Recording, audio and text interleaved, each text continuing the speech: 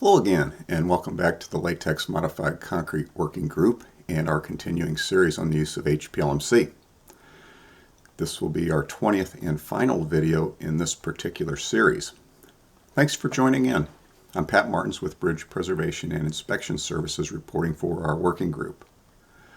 Today we are going to do an overview of the previous 19 videos in the series and highlight all the valuable information that we have tried to stress with you about what goes into producing and placing a high-quality performance latex modified concrete. We have covered a lot of ground through the last few months, so let's look back and summarize. We started out all the way back in week 1 with an introduction to just what is HPLMC and how it differs from conventional Portland cement concrete with the addition of the styrene butadiene polymers. From there we got into the 4 uses of HPLMC.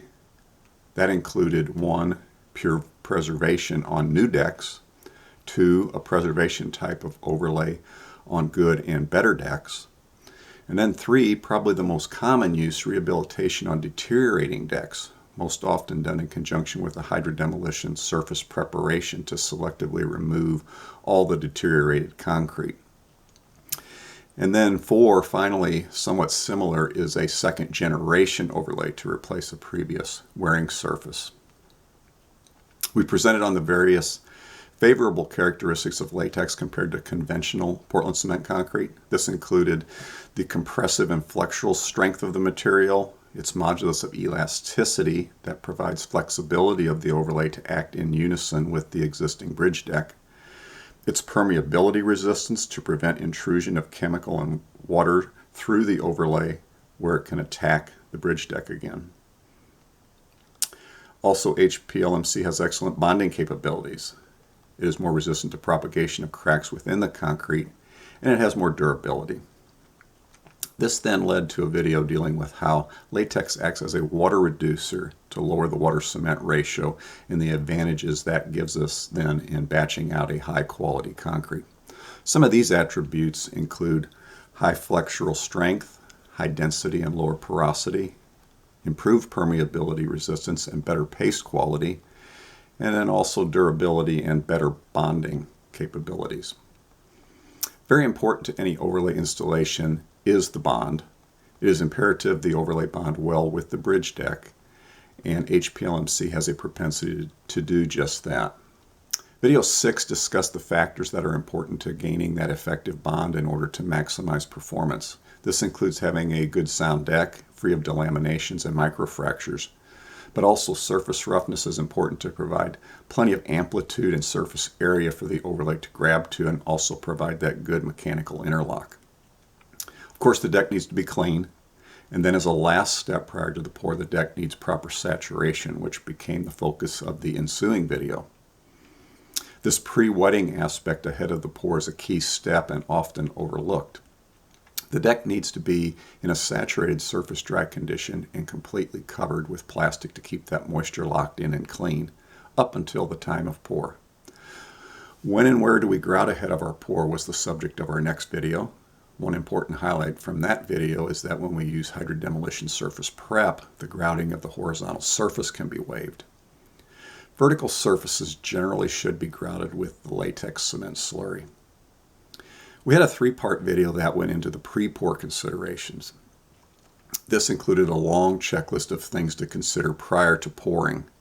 Just to touch on a few of those, items such as the pre-pour meeting, equipment and tools, and understanding how the evaporation rate plays a role in reducing the potential for plastic shrinkage cracking were among the highlights.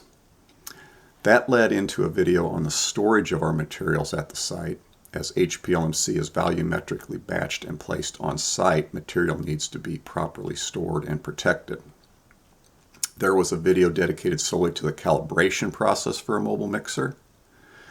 In video 14, we discussed the HPLMC mix design, and each yard of HPLMC will include 24.5 gallons of latex emulsion.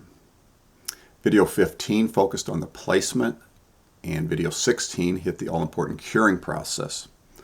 Wet burlap curing for 48 hours on a conventional HPLMC overlay is necessary, and a white plastic polyethylene sheeting should also be used to help lock that moisture in during the wet cure period. The material then will undergo a 48-hour dry cure. Curing may be the single most important step in the entire process for placing a high quality and long-lasting HPLMC overlay. We had a separate video that dealt with the use of rapid hardening cement in order to produce a very early strength high performance latex modified concrete, or VES HPLMC. This is a great tool for weekend work, or in extreme cases can even be used in overnight applications. Video 18 hits some of the intangibles of the latex, such as storage temperatures for the emulsion and temperature considerations for pouring and curing of HPLMC. And then finally, we wrapped up last week with comparisons of HPLMC with other cementitious overlays and why HPLMC is the best choice as a deck overlay material. Well, this wraps up our video series on HPLMC. If you have missed any of the previous 19 videos or just want to refresh on a previous topic, please feel free to catch back up on our YouTube channel, on Facebook, or out on LinkedIn, as all of the videos are or soon will be posted out there for your viewing pleasure. And spread the word to your friends and colleagues. Even though this is the last video on this particular series, stay tuned to our social media sites, as we will still be providing occasional information and hopefully more videos on HPLMC.